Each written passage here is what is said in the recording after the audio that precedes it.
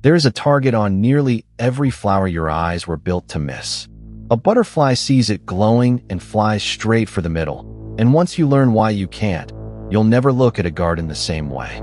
Start with something small and provable. Your eyes carry 3 kinds of color sensor, and they stop dead at the edge of violet. A butterfly's eyes run past that edge into ultraviolet, a band of light that pours out of the sun every day and lands on every petal in your garden. You are standing in it right now. You simply cannot register it. That one fact already changes what a flower is, because the flower is not decorated for you. It is decorated for the animal that can read the extra channel, and the message written there is not the one your eyes are reading. We tend to assume the butterfly sees the same bright bloom we do, only richer. That assumption is the mistake. What the butterfly is actually looking at is closer to a set of instructions, and the petals you find beautiful may be the least important part of the whole design. For as long as we have grown gardens, we have chosen flowers by their color. Bright petals pull the eye.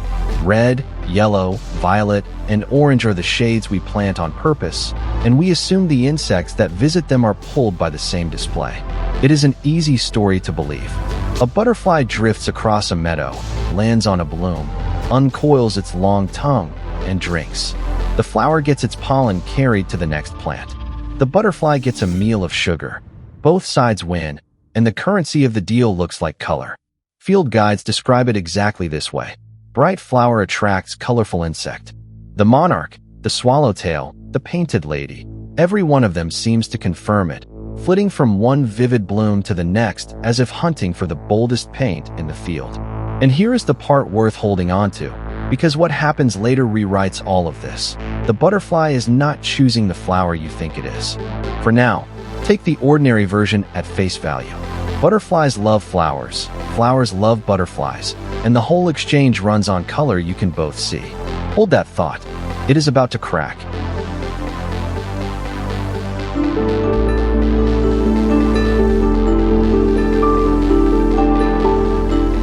Look closer at the eye doing the choosing.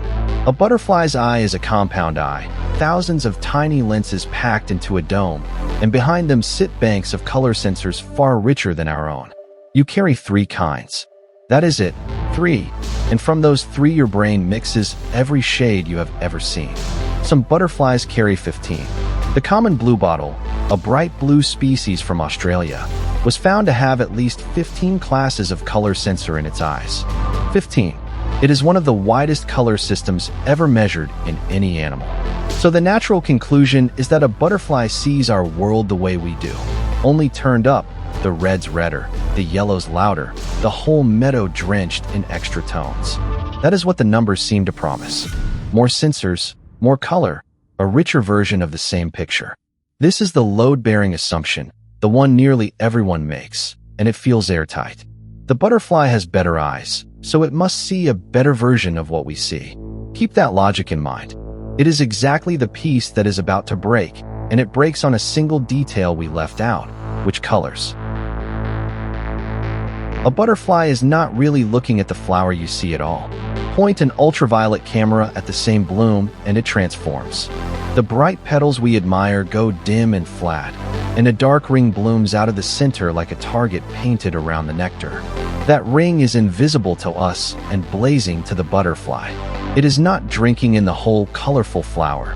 It is locking onto a bullseye at the core, a landing pad that says land here. The sugar is right below. That mark your eyes were built to miss is exactly what a butterfly aims for. A real target, made of ultraviolet, wrapped around the one spot that matters. Scientists call it a nectar guide, and the butterfly flies down it like a runway.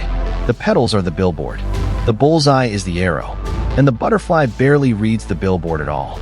Everything you found beautiful about that flower, the broad wash of color, is close to background noise for the animal it was grown to attract.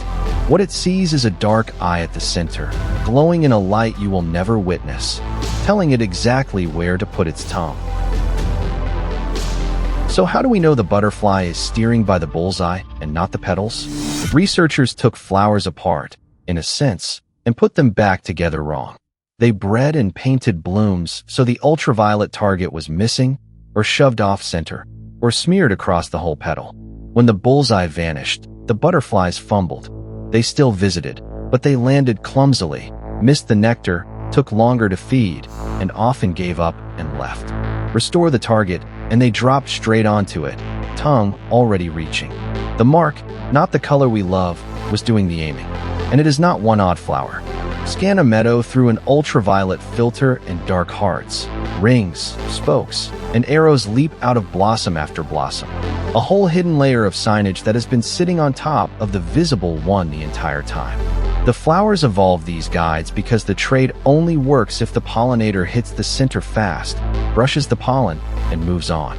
A butterfly that wanders the petals wastes the flower's pollen and its own energy. The ultraviolet arrow fixes that. It is efficient, it is deliberate, and it was designed for an eye that is not yours.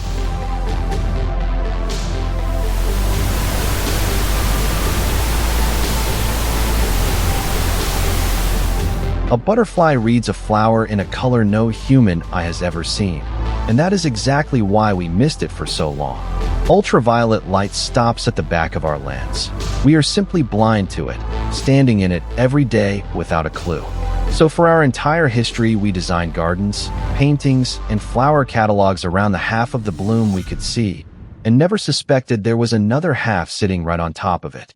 Our cameras carried the same blind spot. Ordinary film and ordinary sensors ignore ultraviolet exactly the way our eyes do. So the flower's real advertisement left no trace on anything we built to record the world. It took a special camera to break through. Around 1910, a physicist photographed flowers using only ultraviolet light, and the prints came back covered in dark targets and rings no one had ever seen on those same plants in daylight. The bullseye had been there the whole time. It simply had no audience among us. That is the quiet part. The flower was never keeping a secret.